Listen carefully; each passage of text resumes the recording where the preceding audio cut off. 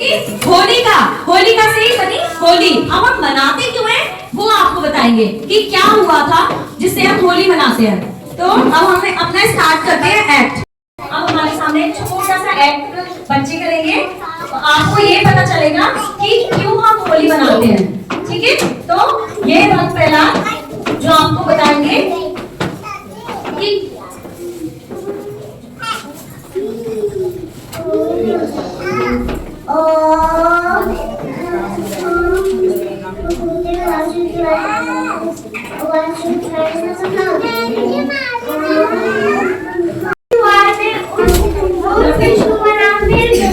कभी मत लेना।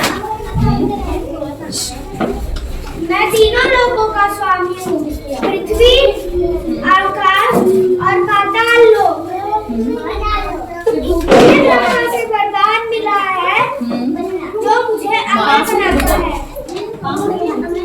जो मुझे अमर बनाता है। तुम किसको याद कर रहे हो? कहाँ? तो प्रहलाद बोलते हैं, अरे पिताश्री आप तो मेरे पिता हैं, लेकिन इस संसार के जो परम पिता है वो श्री हरि नाथ विष्णु है। आपको भी उनका नाम लेना चाहिए और बोलना चाहिए ओम नमो भगवते वासुदेवाय नमः। तो हिरण्यकश्यप गुस्सा हो जाता है और उसको बहुत क्रोध आता है, फिर वो क्या बोलेंगे? मुझे कोई नहीं मार सकता, मुझे कोई नहीं मार सकता। मैं पृथ्वी का स्वामी हूँ, मुझे कोई भी नहीं मार सकता। मैं तीनों लोगों का स्वामी हूँ, पृथ्वी, आकाश और पाताल लोक। ओम नमः वासुदेवाय नमः। चुप कर बालक, निकल जाए यहाँ से। चुप कर बालक, निकल जाए यहाँ से।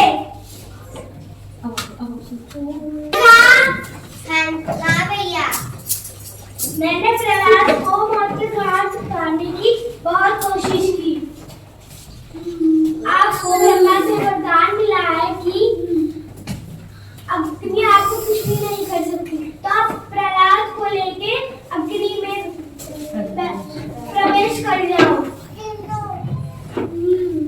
भैया हिरण्यकश्यप डरो मत, मैं होलिका इस बालक को अग्नि में ले जाऊंगी और मैं बिना किसी क्षति के बाहर आ जाऊंगी।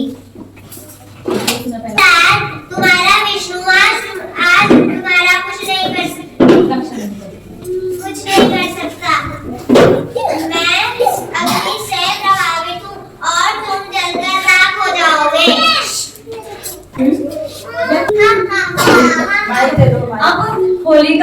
अब प्रहलाद होलिका की गोदी में बैठ चुके हैं। तो अब होलिका को वरदान था कि उनको अग्नि भस्म नहीं कर सकती, उनको अग्नि जला नहीं सकती। तो इसलिए वो क्या करती है, वो प्रहलाद को लेकर अग्नि में प्रवेश करती है।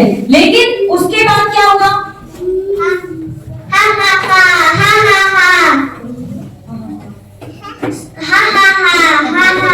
सुनो प्रहलाद, तुम्हारा विष्णु आज तुम्हारा कुछ नहीं कर सकता।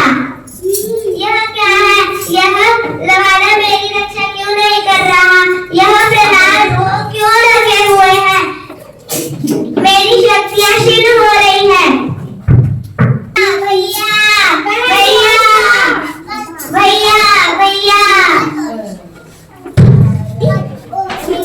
तो जल्दी जिनको वरदान मिला था भगवान ब्रह्मा से वो तो भस्म हो गई, लेकिन प्रहलाद बच गए। क्यों? क्योंकि वो सच्चे मन से भगवान की भक्ति करते थे।